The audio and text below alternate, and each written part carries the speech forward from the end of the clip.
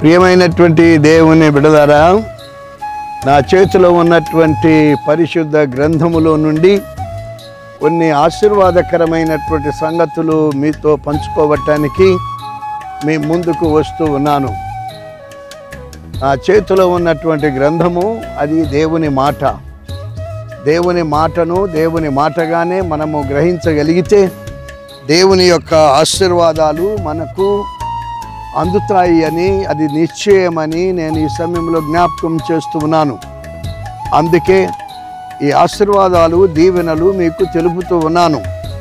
పరిశుద్ధ గ్రంథములో ద్వితీయోపదేశ కాండము 28వ అధ్యాయము మొదటి నుండి కొన్ని వచనాలు వ్రాయబడి ఉంటూ ఉన్నాయి.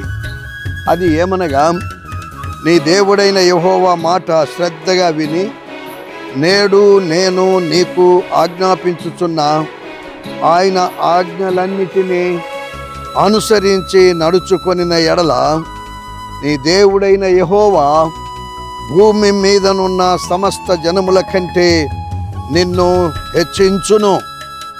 నీ దేవుడైన యెహోవా మాట వినిన ఎడల ఈ దీవెనలన్నీ నీ మీదికి వచ్చి నీకు ప్రాప్తించును.